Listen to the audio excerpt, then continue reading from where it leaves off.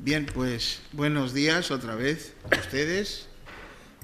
Vamos a dar comienzo a nuestra primera sesión, que me ha correspondido a mí en primer lugar, y vamos a hablar sobre la conexión helioterrestre.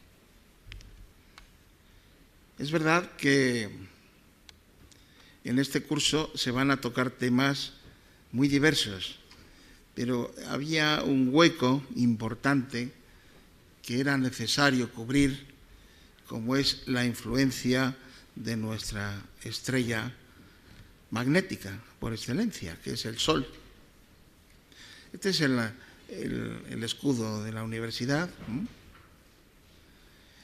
y podemos decir, en términos generales, según Kartsev, que ya lo pronunció en 1974, estos son, como es un curso avanzado, pero también hay alumnos avanzados que toman los apuntes correspondientes, entonces hacen las chuletas y las hacen muy bien.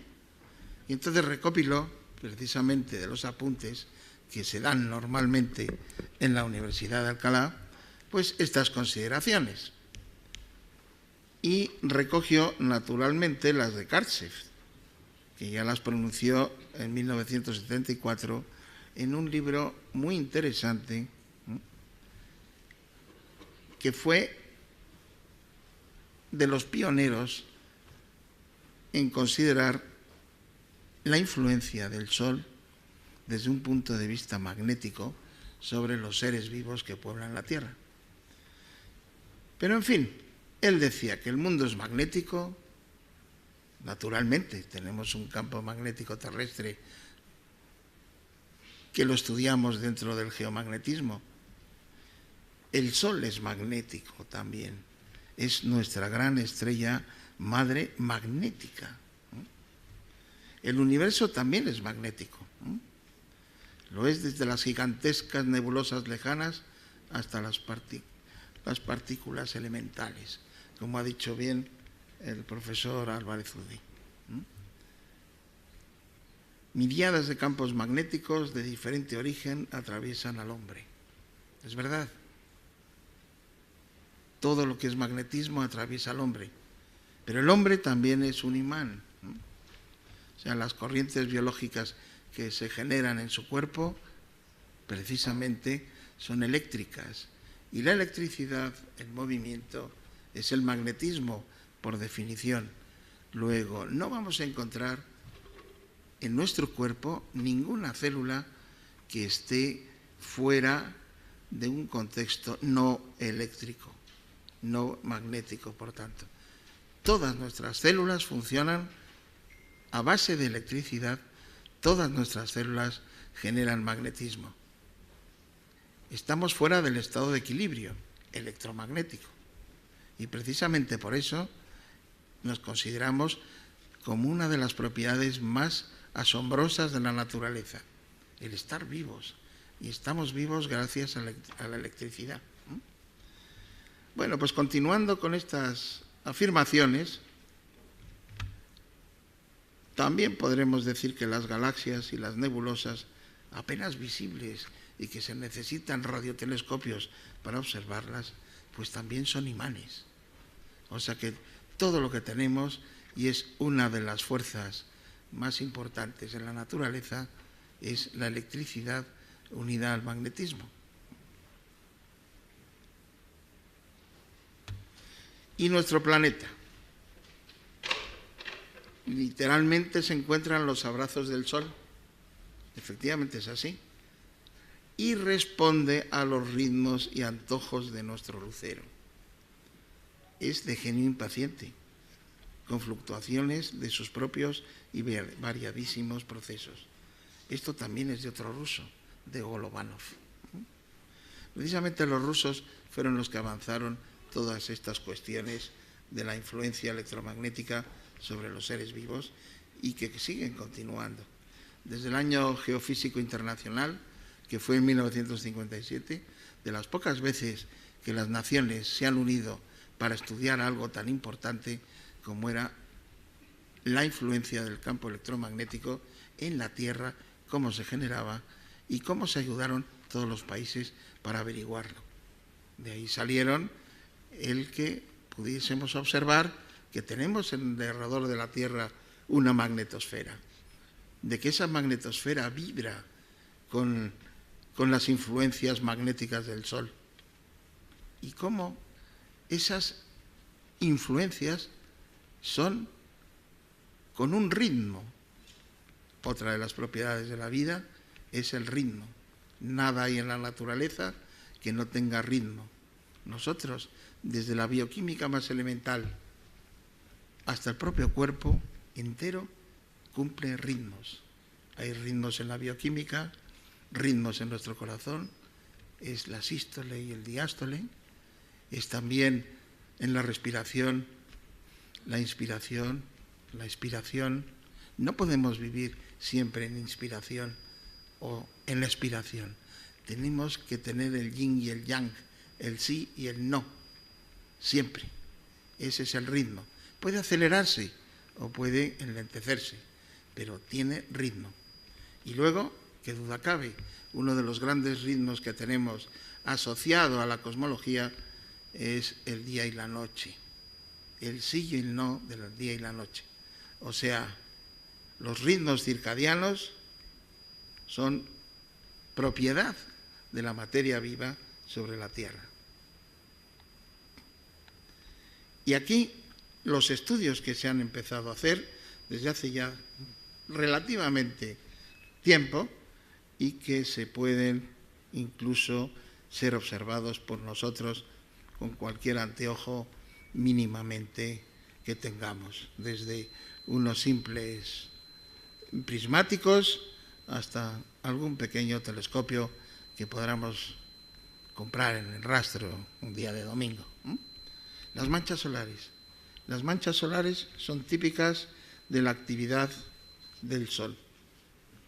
Cuanto más manchas solares se observen, más actividad solar existe.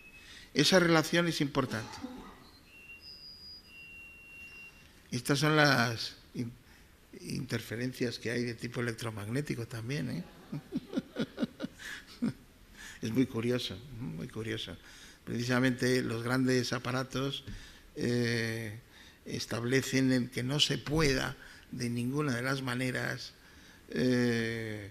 digamos, interrumpirse en sus funciones. Hay, desde luego, bastante, y esto es un inciso, claro, bastante y gran cantidad de recomendaciones, de, digamos, leyes, de maneras de hacer para que los aparatos funcionen sin alterarse. Y uno de ellos, por ejemplo, son los aviones. Los aviones, cuando uno toma un avión, lo primero que te dicen es apaguen sus móviles. ¿Por qué? Porque los móviles pueden interferir en la buena comunicación del avión con la torre de control. Y no es la primera vez que ha habido accidentes, precisamente porque un niño jugando con el ordenador en el avión, estos juegos que se estilan ahora, pues puede producir catástrofes. Eso existe, pero también se les olvida a la parte técnica que nosotros somos no solamente bioquímica pura, sino también electricidad pura. Y como generamos electricidad, hay magnetismo. Luego somos seres bioelectromagnéticos. Y ese es uno de los problemas que tenemos que establecer. La compatibilidad electromagnética para que los aparatos funcionen, por supuesto, pero para también que nosotros, como aparato bioelectromagnético, funcione igualmente, sin que ninguno altere las funciones del otro. Pero lamentablemente, hoy en día, la contaminación electromagnética funde todas estas cuestiones. Entre otras cosas, porque nos falta una cultura general interdisciplinaria entre la tecnología y entre la medicina. Si supiéramos tener el mismo lenguaje, quizá llegaríamos a acuerdos diciendo esto no lo podemos hacer porque es malo. no lanzar al mercado toda una serie de aparatos que luego lamentablemente se ve que están alterando la hipersensibilidad en determinadas personas y de la influencia terrible de los campos electromagnéticos sobre el cuerpo humano. Bueno, pues volvemos y vamos a hablar del Sol. El Sol y las manchas solares. El Sol, desde la antigüedad más remota, siempre ha sido un ente mágico. La salida, la puesta del Sol, las cuestiones de tipo mágico a lo largo de los solsticios, a lo largo de los equinoccios, pues han quedado siempre en determinados lugares, como este de Stonehenge, donde se ve que el Sol matemáticamente va cruzando por determinados puntos de la estructura que ya hicieron los antiguos pobladores de aquel país. Bueno, en una tarde normalmente madrileña podemos encontrar al Sol. Si lo vemos con un anteojo, pues podemos ver aves que pasan, si es la época de migraciones, pero también si nos fijamos un poco, nos vamos a encontrar con esto. Y se ve a simple vista. Muchas veces el Sol es inmensamente grande y con un poquito de vista, anda, mira, si se le ven manchitas, pues sí. Las manchas solares pueden ser vistas a simple vista en una buena tarde, con unas características atmosféricas adecuadas, con una neblina que corte mucha luz, y efectivamente se pueden mostrar. Las manchas solares aparecen sobre la superficie del Sol y desde hace muchísimo tiempo las han comparado. La Tierra con respecto a una simple mancha solar que aparece en el Sol. Fijaros el tamaño tan gigantesco que tienen las manchas solares. El Sol está aproximadamente a 150 millones de kilómetros. Es decir, un ferrocarril, un tipo AVE, bueno, o algo menos, que saliera a una velocidad de 150 kilómetros por hora, hacia la superficie del Sol, para que nos demos idea, tardaría 100 años en llegar. 100 años en llegar. Y sin embargo, nosotros podemos observar los acontecimientos solares, a pesar de su distancia y a pesar de su gigantesca mole, en 8 minutos. 8 minutos tarda la luz en darnos información de los eventos que ocurren en esa superficie.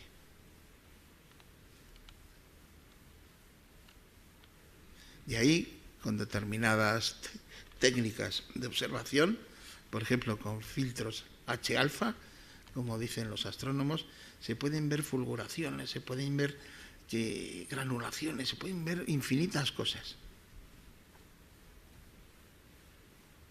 Y naturalmente con los grandes telescopios, los que ya se ponen incluso en las naves fuera del espacio terrestre, pues nos encontramos con que esas fulguraciones son tremendas, salen como llamaradas y muchas de ellas se dirigen hacia la Tierra y afectan al campo magnético terrestre. En nuestros primeros ensayos, que lo hicimos con un anteojo pequeño, esta mañana estaba buscando alguna foto, al final no la encontré, de nuestras primeras observaciones con estos telescopios, que son muy sencillos. Ya digo, se pueden comprar en el rastro por muy poco dinero. Pero hay que tener ciertas consideraciones.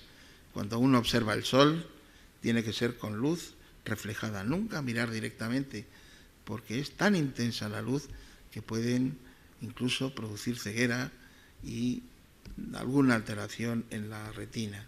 O sea que lo mejor es con luz reflejada. Bueno, pues allí, en Alcalá de Henares y en las guardillas madrileñas, instalamos nuestro pequeño anteojo y observamos todos los días y vimos lo siguiente, en una de ellas, que una mancha solar aparecía, esta recorría la parte norte del hemisferio solar continuaba poco a poco, así, hasta que en un momento se hacía lo máximo en tamaño posible y luego desaparecía. Es verdad que luego, al cabo de cierto tiempo, volvían a aparecer. Y entonces se puede perfectamente ver que el Sol está rotando y que tiene un ritmo de rotación. Y ese ritmo de rotación se puede estudiar perfectamente.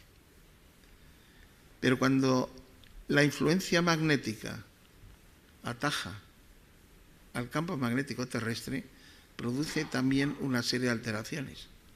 Y alteraciones sobre el vector magnético. Ya sabéis que un vector se puede descomponer en 3 aspectos vectoriales. Entonces, tenemos una componente horizontal, tenemos una componente vertical y tenemos una declinación. Y podemos hacer un registro prácticamente instantáneo y universal de todo lo que acontece en el Sol. Una vez que se han observado, mediante la luz, nuestros aparatos empiezan a tilar y van dibujando estas estructuras. Estas estructuras que corresponden primero a un evento tremendo donde parece ser que son chorros de electrones y protones a gran velocidad que chocan sobre el campo magnético terrestre y producen esta alteración subiendo la clásica gráfica helioterrestre, de conexión helioterrestre. Bueno, pues cuando llega el máximo, la fase más importante, que es la fase número 2, empieza a subir y a bajar, subir y a bajar. Es en realidad un auténtico terremoto magnético, antes de entrar en la tercera fase, que es la fase de pausa. Pero en la anterior y en esta, en donde se efectúan los acontecimientos de influencia sobre los seres vivos, sobre el hombre. Y eso lo empezamos a estudiar. Obteníamos los registros, bueno, un pequeño aparato simplemente lo teníamos en la universidad para hacer estos registros o estas influencias visibles.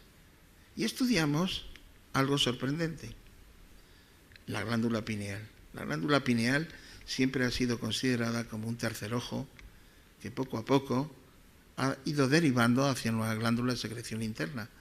Pero la glándula pineal está en el centro geométrico del encéfalo. ¿Qué tiene la glándula pineal? Pues tiene células.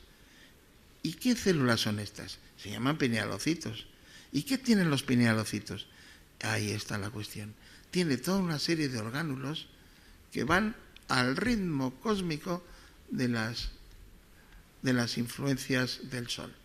Cuanto más manchas solares aparezcan en el Sol, más acontecimientos ocurren en la glándula pineal. Luego, si la glándula pineal es un director de orquesta de todos nuestros eventos endocrinos, pues con toda probabilidad nos está influenciando el Sol sobre nosotros.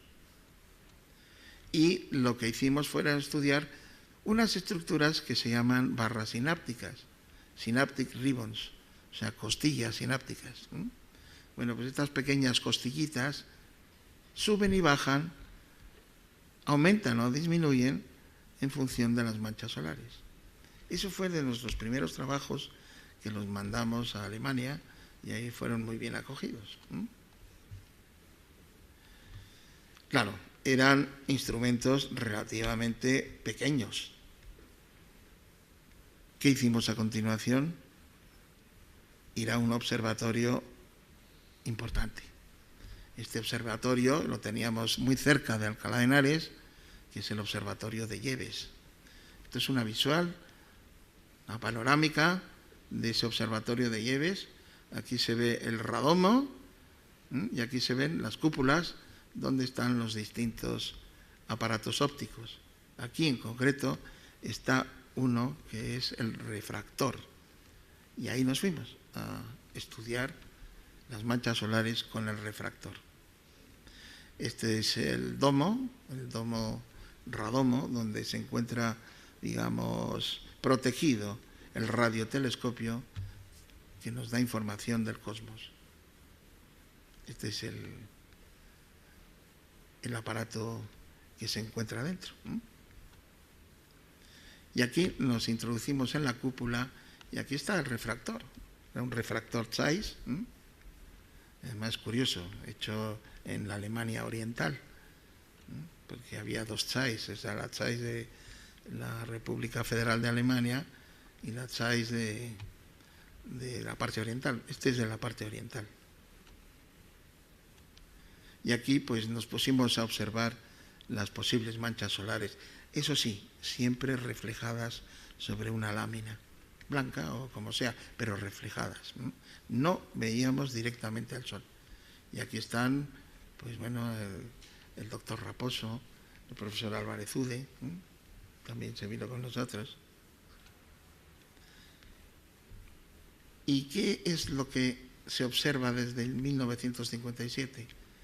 Todo esto, que es la magnetosfera, aquí estaría la Tierra, y los cinturones de Van Allen, que hasta 1957 no se supieron de que existía, y de que existía un viento solar de esa influencia cósmica del Sol sobre la Tierra, y que la Luna, de vez en cuando orbita sobre la Tierra, lo que hace es cortar esas líneas de viento solar. Aquí en un esquema o dibujo más ilustrativo, pues vemos esa influencia del viento solar como pega sobre la Tierra y lo hace semejarse a un cometa. En realidad, alguien que los observara desde el espacio exterior vería algo parecido a un pequeño cometa, si es que ve algo, porque ya sabemos que la Tierra está en una situación envuelta de la corona solar. La Tierra está en las postrimerías de la corona solar y es muy difícil verla desde el espacio, muy difícil. De hecho, prácticamente se la come, la corona solar. Pero bueno, ahí está la Tierra, y ahí estamos nosotros. La gigantesca bola del Sol, que es una estrella mediana, tampoco es una estrella de gran tamaño, es chiquitita con respecto a las millones de estrellas que hay en el universo, pequeña, modesta, también tiene una vida media, todavía le queda mucho para apagarse. Y el viento solar, con todas las partículas que lleva, en la Tierra vista desde el espacio, forma lo que se llaman las auroras. Las auroras no son ni más ni menos que en un espacio enrarecido, generan todas estas visiones de gas ionizado. Y las vemos desde la Tierra. Una de las cuestiones interesantes a tener en cuenta que los esquimales, cuando las auroras boreales las ven de color rojo, auguran mal presagio. Dicen, se verterá mucha sangre y habrá guerras.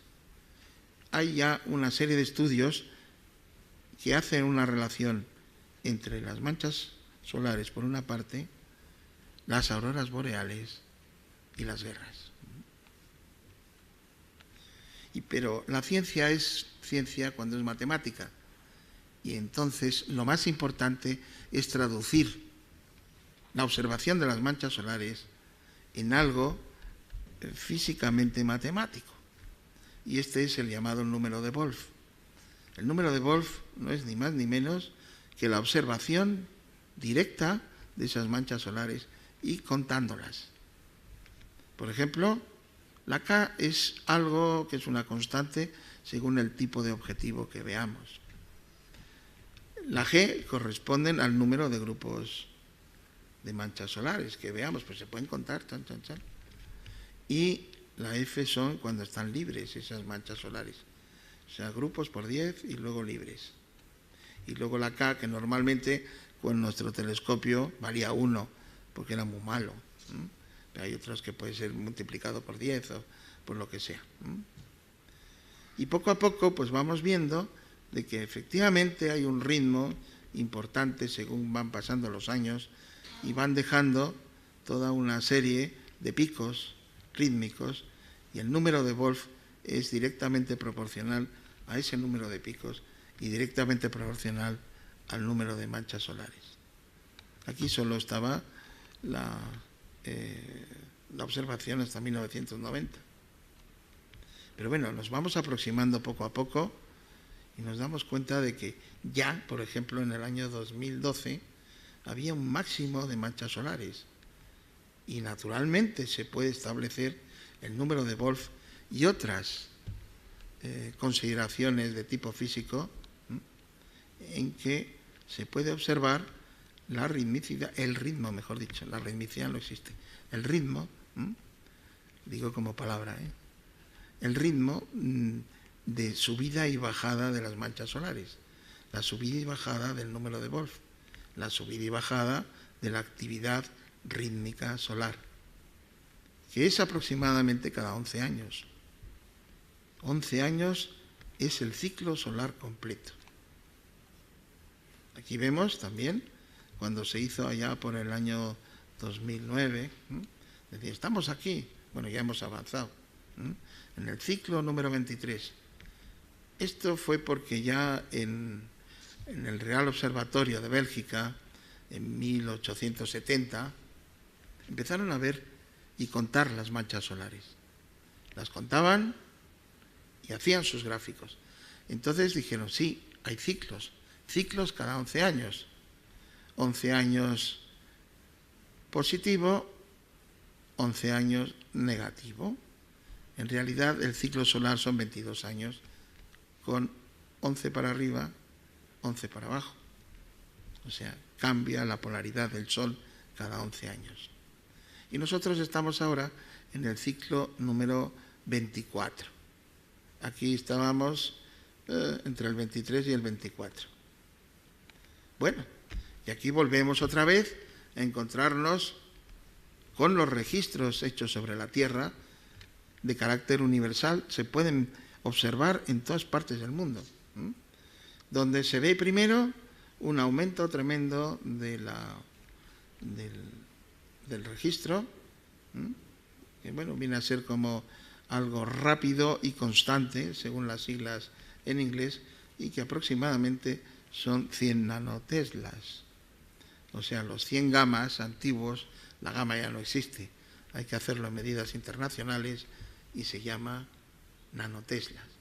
Bueno, pues la componente horizontal, en la componente vertical o de inclinación, y en la componente correspondiente a los 3 ejes vectoriales. Primera fase, donde se supone que hay una fuerza, digamos,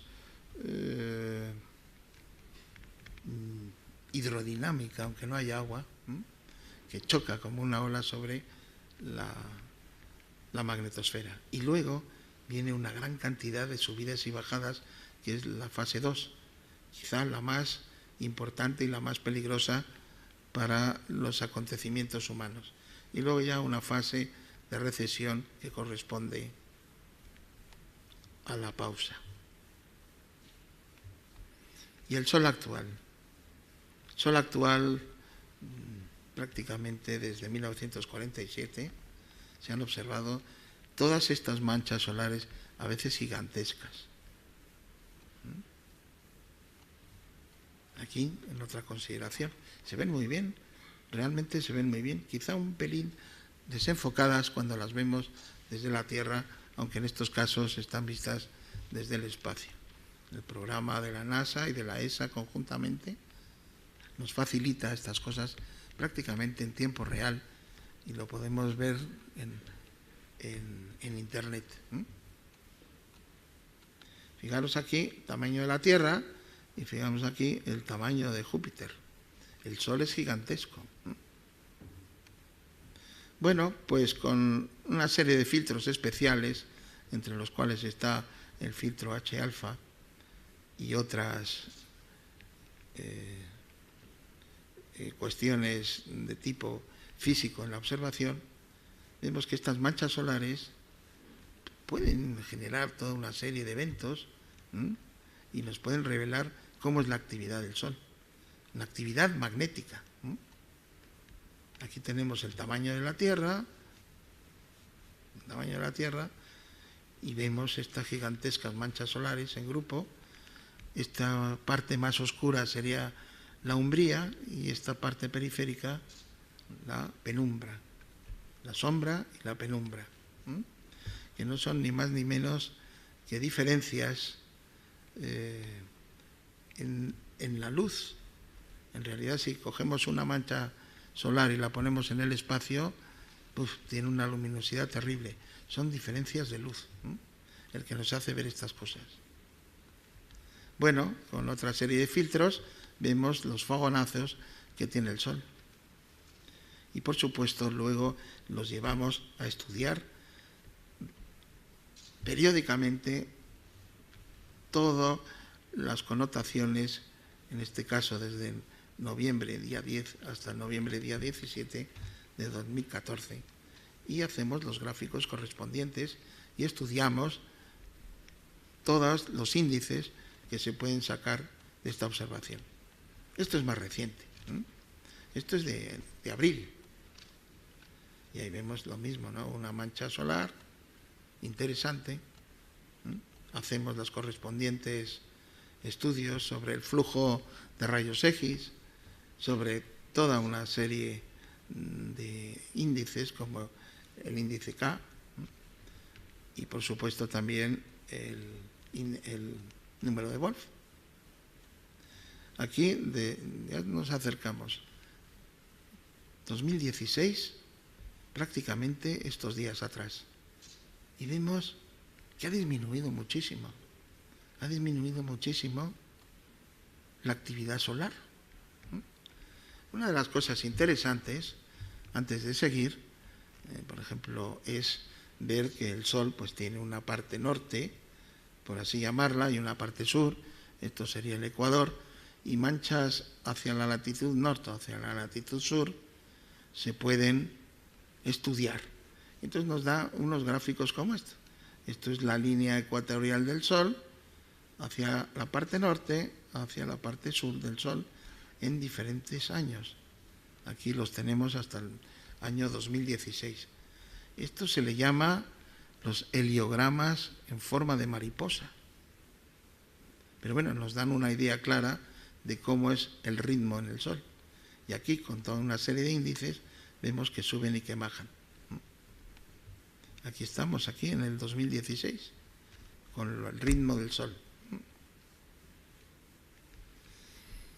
Bueno, pues efectivamente se pueden ir concatenando toda una serie de observaciones y llegamos al año 2016, que es donde estamos ahora. El Sol esta semana. El Sol esta semana ya hemos pasado al 2016, ya no es el 2002, estamos aquí. Estamos aquí. ¿Y qué es lo que sucede? Que estamos hacia una parte de valle. O sea, no tiene por qué haber determinada actividad solar. No hay prácticamente manchas solares. Cogemos el telescopio y no hay ninguna. Estamos en una fase, ayer o antes de ayer, cuando hicimos esta foto, no hay ninguna mancha solar. O sea, la actividad magnética solar ha disminuido muchísimo. Bien, pues esto nos lleva a considerar varias cuestiones antes de seguir adelante. Que la materia está formada por dos entes fundamentales: objetos corpóreos, sólidos, líquidos, gases y ondas. Las ondas pueden ser mecánicas o de presión o electromagnéticas, que son las que nos interesan y que viajan libremente por el espacio. Y las ondas electromagnéticas tienen la clave para abrir y cerrar procesos que antes no se consideraban, pero ahora sí. Y por supuesto tienen consecuencias sobre la salud. Y el Sol está constantemente mandándonos desde un ritmo periódico, pues no solamente rayos X, no solamente rayos ultravioletas, sino un sinfín de partículas elementales y un sinfín de ondas electromagnéticas en muchas bandas de frecuencia. Y pueden ser beneficiosas y pueden ser perjudiciales, y es el Sol. Y esto nos lleva a considerar que la vida se caracteriza por un equilibrio dinámico estacionario, según el investigador Prigogine, que en 1977 ya lo demostró. Estamos fuera del estado de equilibrio electroquímico y por tanto eléctrico por una parte, magnético por otra y con sus interacciones de tipo químico, donde la autorregulación, como el metabolismo o la homeostasis, es una propiedad típica de la vida. La autoperpetuación también, nos reproducimos, eso está claro. También están los ciclos celulares, típicos de la vida, pero lo más importante es que la vida genera y sincroniza ritmos, y de ahí ha nacido una nueva ciencia que es la cronobiología. No es lo mismo, cuando estudiamos la farmacología, dar una aspirina por la mañana que darla por la noche. Hay unos ritmos y la cronobiología está ahí presente. Puede ser mortal una simple aspirina y puede ser enormemente beneficiosa dependiendo de la fase donde estemos. Bueno, pues todas nuestras células del organismo, como hemos dicho, tienen una parte bioquímica importantísima, pero luego una parte bioelectromagnética. Todos nuestros impulsos eléctricos del sistema nervioso son eléctricos, todos. Bueno, pues la ley universal o ley biológica fundamental es la capacidad que tiene el organismo para responder a estos cambios morfológicos y energéticos del ambiente en que se desenvuelve y, por supuesto, los del Sol. Llegan los turistas, me voy a poner aquí al Sol. Con el Sol estamos conviviendo, con el Sol nos estamos adaptando. Pero ojo, también el Sol manda mucho. Entonces, pues de pronto vemos ahí al americano de turno o al sueco, se empieza a poner rojo, rojo, rojo, rojo, y le puede dar un shock. Eso es así. Y luego le llevan a la enfermería y tiene unas quemaduras terribles. ¿Por qué? Porque hay que protegernos. Protegernos frente a todo. No solamente el Sol. Esas son radiaciones no ionizantes, muchas de ellas también ionizantes, pero no ionizantes fundamentalmente. Y eso es lo que estamos creando ahora con la contaminación electromagnética. Contaminación no ionizante tremenda. La de los móviles, por ejemplo. La de los móviles produce cáncer, igual que en un momento determinado al pobre sueco dicen, pues mire usted, es que ha tomado usted demasiado el sol y le ha salido aquí un melanoma maligno y le quedan 3 meses de vida. Ay, que no dice nada. Sí, tomó usted el sol demasiado. Demasiado. Por eso hay que protegerse. Por eso uno va a la playa, pues con todos los ungüentos, camisetas o lo que sea.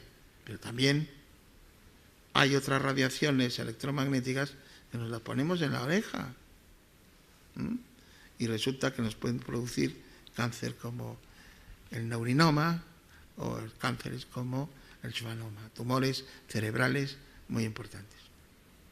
A propósito, nosotros hemos desarrollado en Alcalá de Henares toda una serie de artilugios para evitar eso por parte de las radiaciones malignas del teléfono móvil. Y funciona bastante bien. Esto se llama Shabewabe, que esto realmente protege de muchas cosas, sobre todo de estas radiaciones no controladas de la contaminación electromagnética. Bueno, pues seguimos. Ya también lo habíamos dicho. En el principio está el ritmo, todo es ritmo en la naturaleza. Los ritmos cósmicos, los ritmos endógenos, los ritmos que se deben de sincronizar, y uno de los sincronizadores fundamentales es la luz. Los alemanes le llaman el Zeitgeber, algo así como dador de tiempo. Bueno, pues es verdad, la luz es un dador de tiempo. Pero luego también hay dadores de tiempo, no principales como la luz, que es el que guía el día y la noche. El que guía el que nosotros tengamos por obediencia de adaptación, dormir por la noche, descansar por la noche y luego por el día tener una actividad importante. Bueno, pues ahí está el ritmo circadiano y ahí está el ritmo estacional y todos aquellos que dependen de la luz. Luz sí, luz no. El yin y el yang del día y la noche. Y lo que nos explicaba el doctor Tresguerres, que ya lo escucharán ustedes un poco más adelante, precisamente por la noche se genera una hormona que es la melatonina. Y la melatonina se genera con un pico hacia las 2 de la madrugada y algo importante, en ausencia total de luz. Pero es que luego hay luz que la llamamos invisible. Nosotros no la percibimos, muchos animales sí. Y esa luz no visible son las radiaciones no controladas que emiten los teléfonos móviles, que emiten determinados aparatos inventados por el hombre y muchas otras cosas. Y eso interfieren con la noche. Porque muy bien, no hay luz, no debería haber ninguna otra radiación, pero las hay. Y eso está perturbando la producción de la melatonina. Bueno, pues efectivamente hay toda una serie de estructuras o de campos de extremadamente baja frecuencia, como son las resonancias de Schumann, como son las micropulsaciones, etcétera, que están alterando también el día y la noche. Y luego vamos a la glándula pineal. La glándula pineal, que yo llevo algo así como 40 años estudiándola, o quizá más, que está en el centro geométrico del encéfalo, que es un reloj biológico, que cuando yo lo estudié ponían todos los tratados anatómicos y fisiológicos. Glándula pineal, órgano rudimentario, carente de importancia, que se calcifica con la edad y que no vale para nada, poco más o menos. Pero en el centro geométrico del encéfalo. Curioso. Pues a raíz de que yo estudiara eso, no más de 20 años después, existen 2 revistas internacionales, la Journal of Pineal Research y la Pineal Research Review, editadas en los Estados Unidos, mensual o bimensual, que se dedican única y exclusivamente al estudio de la glándula pineal. O sea, el avance ha sido espectacular. La ciencia avanza y hay que estar al día. Por eso aquí hablamos siempre de avances científicos en bioelectromagnetismo, médico fundamentalmente, y medio ambiente, porque el medio ambiente también es el sol. Y bueno, pues algo bonito, eso que se dice, en el gran concierto endocrino, la glándula pineal es el director de orquesta, que interpreta su partitura y armoniza los rítmicos latidos cósmicos inspirados por su batuta, el Zeitgeber o la luz. La luz es fundamentalmente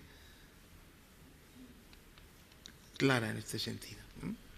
Bueno, pues nos vamos a encontrar con que estos efectos pueden ser perjudiciales de las ondas electromagnéticas, con fallos de una respuesta adaptativa, con fallos de esa compatibilidad electromagnética, con fallos de sincronización de los ritmos internos nuestros con los externos y por tanto generación de cronopatía electromagnética interferencial, donde ya los anglosajones lo analizaban con 3 palabras: el opresor, depresor, stresor. Son opresivas, son depresivas, son estresantes. Y vamos a la melatonina. La melatonina es la hormona de la eterna juventud. Regula la madurez sexual.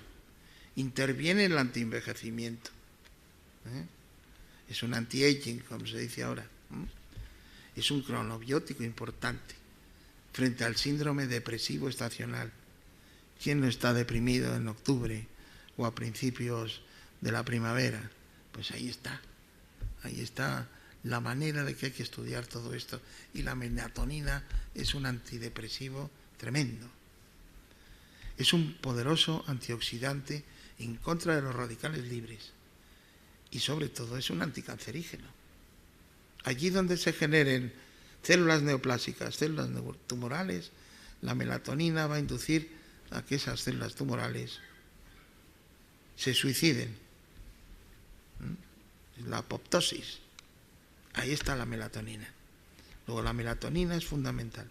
Y curioso, resulta que esa melatonina ha ido en disminución y han aparecido toda una serie de cánceres a raíz de que las nuevas tecnologías, sobre todo telemáticas, desde la primera guerra del Golfo hasta nuestros días, han ido subiendo el número de cánceres de mama, el número de cánceres de todo aquello que dependa precisamente de la falta de melatonina. Entonces hay que tomar melatonina, pero no así como así. La melatonina de noche, porque es la que nos falla, porque la glándula pineal es incapaz de producirla por toda esta contaminación, sobre todo en personas muy sensibles.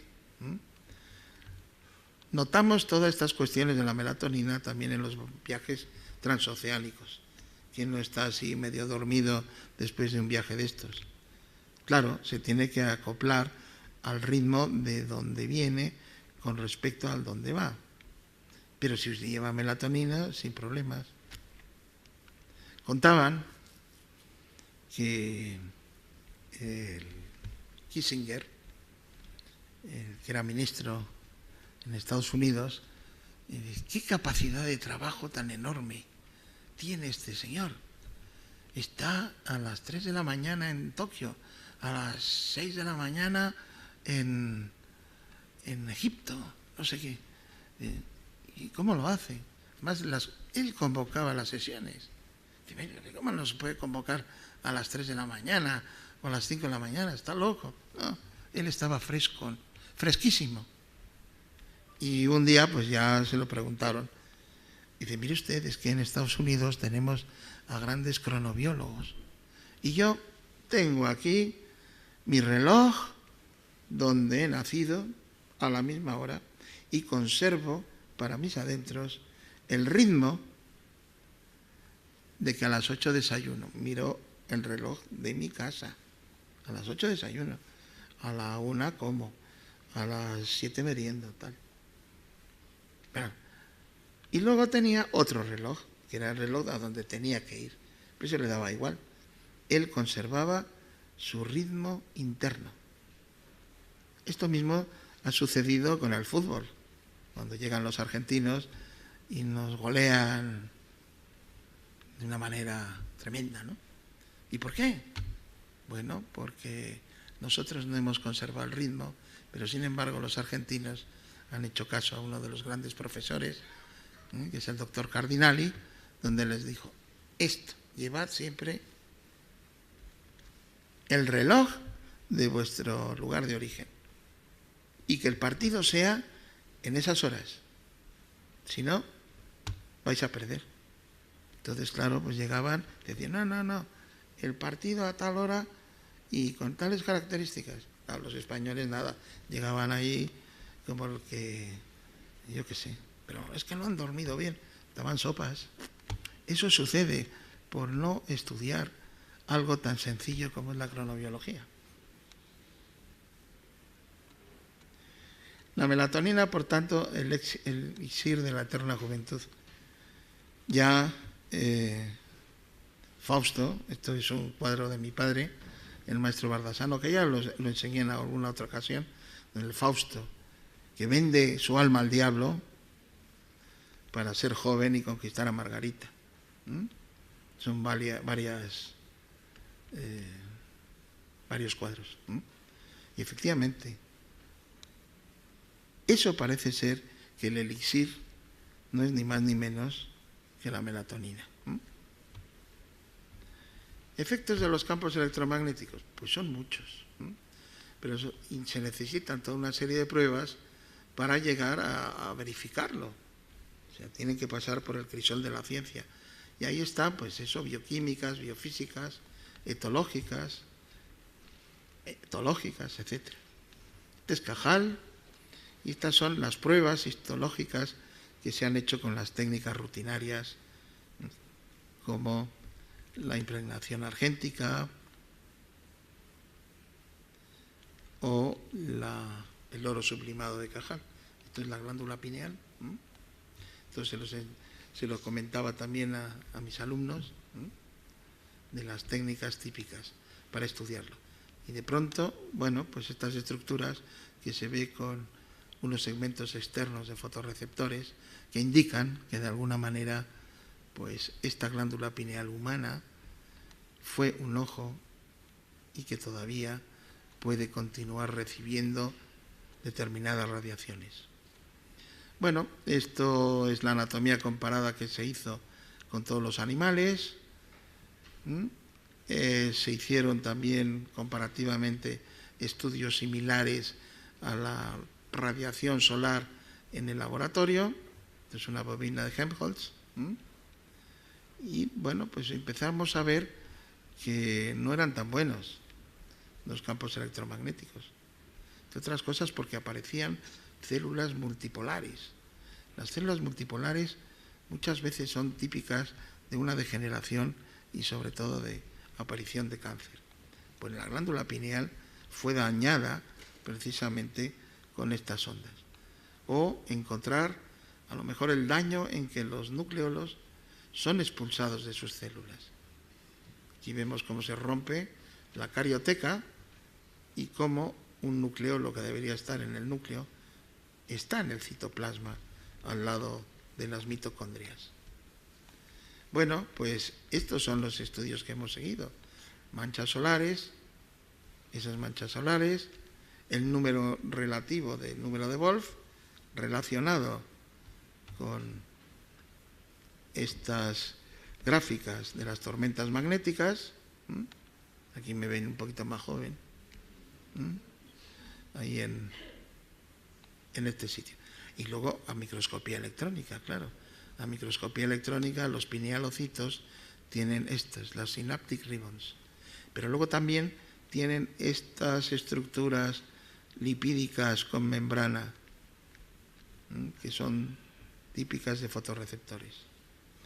Bueno, pues el estudio que se hizo fue relacionarlo con las manchas solares y la subida y bajada de las synaptic ribbons o barras sinápticas y de las gotas lipídicas.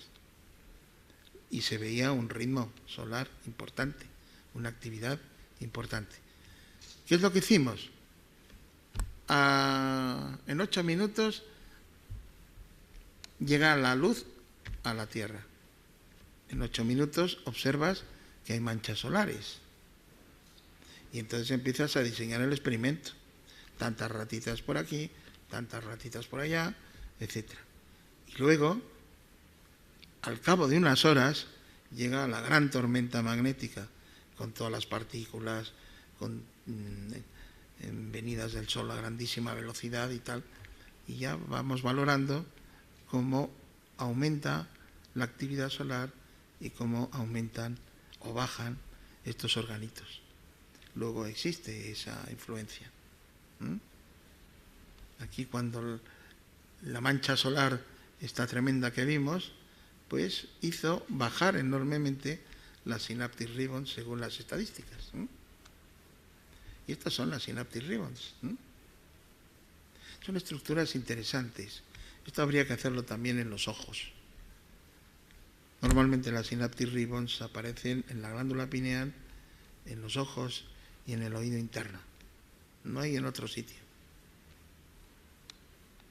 Bueno, estudiándolo con la fase de pausa, la fase más activa o la anterior. Y vamos a ver la glándula pineal un poquito, y ya con eso lo dejamos. La glándula pineal fue estudiada por Descartes. Descartes dijo que era el centro del alma, no sin razón. Un órgano impar, centro geométrico del encéfalo, según él recibía todas las impresiones del exterior y era como un modulador. Hoy en día ya se sabe que es un modulador. O sea que con toda una serie de experiencias, quizá no científicas, sí llegó a la misma conclusión. Los eventos del medio ambiente llegan a través de los ojos a la glándula pineal, que es lo mismo que ahora se acepta perfectamente. Todos los eventos del exterior llegan a la glándula pineal. Es Descartes, que no se fiaba de nada. Aquí, como buen jesuita, bueno, pues dijo que como Santo Tomás tenía que meter los dedos en la llaga. Y aquí está, pues, pisando el infolio aristotélico. Amigo de Galileo. Eran las épocas importantes, pero amigo de Galileo. Y Descartes se adelantó a muchas cosas. Y en esto un dibujo de un antiguo anatómico, donde en un corte sagital, debajo de una estructura que se llama cuerpo calloso, en el rodete se ve la glándula pineal. En un corte que se llama de flexi, horizontal, ahí vemos la glándula pineal. Con los grandes avances tecnológicos, la glándula pineal se ve en el centro geométrico del encéfalo calcificada, pero ahí está. Esto con un escáner se puede ver muy bien. Y aquí, con todas estas cuestiones de meter la imagen mediante camaritas, pues es la glándula pineal del tamaño y forma de un piñón sobre los núcleos superiores, de los tubérculos cuadrigéminos superiores. Y la relación que hoy existe de considerarlo como un minutero, un secundero y un horario, y por tanto un reloj biológico. Los relojes biológicos tienen mecanismos como los de Estrasburgo o los de Friburgo, y que la glándula pineal tiene esa capacidad mediante la luz, el sí y el no, en ese gigantesco reloj cósmico, de situarnos cuando hay más posibilidad de hacer determinadas acciones o cuando no. Como la luz puede llegar a informar a la glándula pineal a través del nervio óptico, del quiasma óptico, llegamos a los ganglios cervicales superiores y de ahí al órgano pineal. En la estructura se ve claramente que se activa la glándula pineal de noche, no durante el día, sino de noche. Estos son los pinealocitos, un esquema de los pinealocitos, y esto es el resumen fisiológico. Prácticamente esto vino de la Universidad de Granada, donde ya señalaron que era un cronobiótico la melatonina, un oncostático, un inmunomodulador, regula la sexualidad y tiene propiedades anti-aging, aparte de antioxidantes. Bueno, pues aquí está la cuestión. Cuando hay un fallo adaptativo, porque hay contaminación electromagnética, puede haber determinadas condiciones en que pueden ser neurológicas, pueden ser inmunológicas y de diverso tipo. Y como son órganos de secreción interna, al final puede haber abortos, al final puede haber determinadas consideraciones de tumores y de toda una serie de condiciones que alteran la vida normal del individuo. Y esto es el modo de acción de los campos electromagnéticos en la glándula pineal. Es lo mismo, por la noche se activa la glándula pineal y se produce melatonina. Cuando no hay noche, porque hay luz visible o radiaciones parecidas a la luz, pues inhiben todas esas funciones y traen trastornos serios. Y bueno, esto es la retina, donde esto es para